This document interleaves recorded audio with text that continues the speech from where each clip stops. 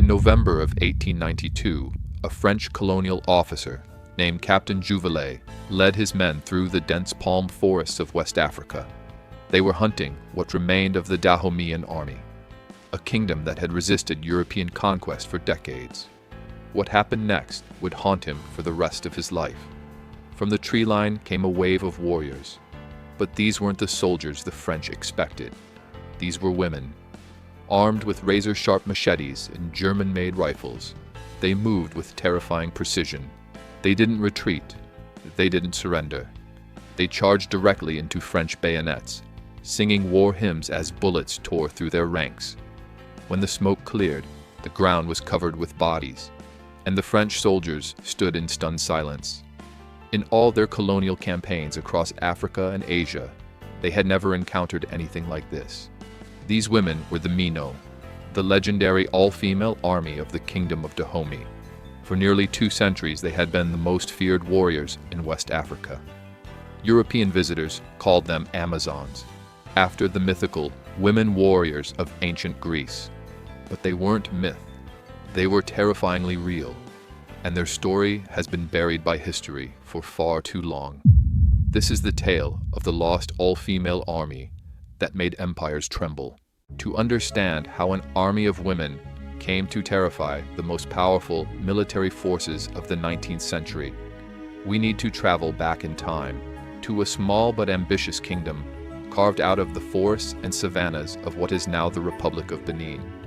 The Kingdom of Dahomey emerged in the early 17th century, around 1600, in a region of West Africa that European traders would come to call the Slave Coast. This was not a name given by accident.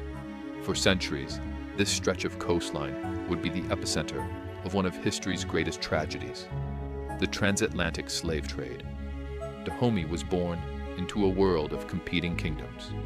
The Oyo Empire to the east, the Ashanti to the west, and dozens of smaller states fighting for survival in between.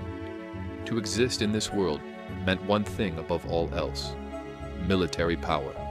The kingdom's founder, Wakanda, understood this reality with brutal clarity.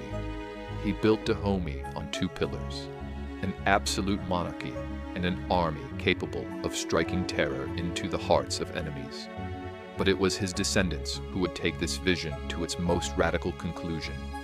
Sometime in the early 18th century, historians debate the exact date, but most place it during the reign of King Agaja around 1720.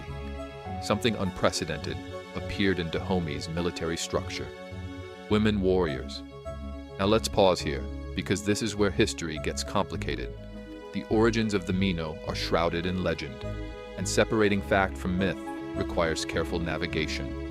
One popular story claims that the female warriors began as elephant hunters, teams of women called the gbeto, who specialized in tracking and killing the massive animals that roamed Dahomey's forests.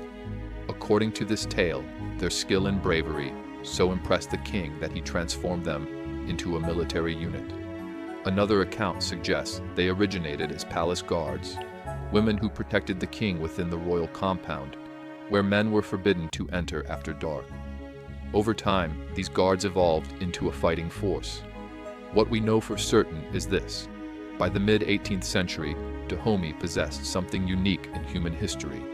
Not women who occasionally fought in battles that had happened across many cultures, but an institutionalized, permanent, professionally trained all-female military corps that served as the elite core of a national army.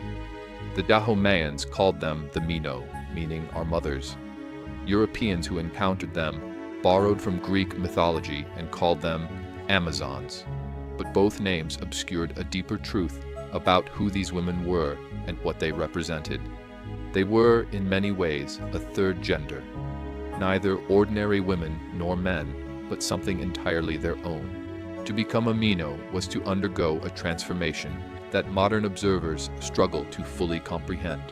The warriors were technically considered wives of the king, not in the romantic sense.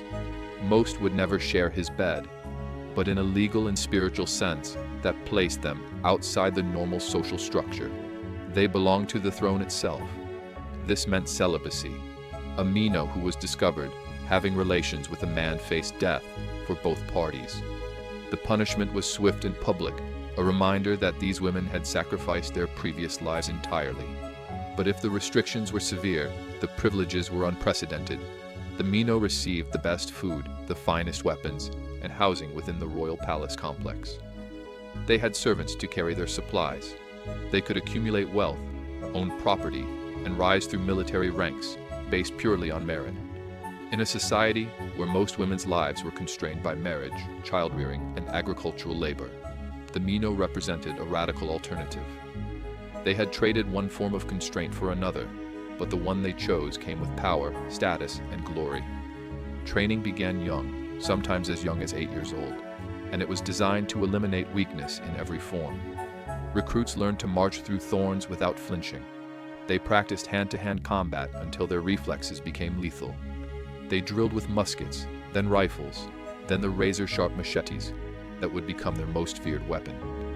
But perhaps the most important training was psychological. The Mino were taught to embrace death, not to fear it, not to avoid it, but to run toward it if duty demanded. When we go to war, one warrior reportedly said, "We conquer or we die." This wasn't mere bravado. European observers who witnessed the Mino in training described exercises that would horrify modern sensibilities. Recruits practiced execution techniques on prisoners of war. They were required to prove their readiness to kill without hesitation, to demonstrate that they had severed all connection to the softness their society associated with womanhood. They were forged into something new, something terrifying.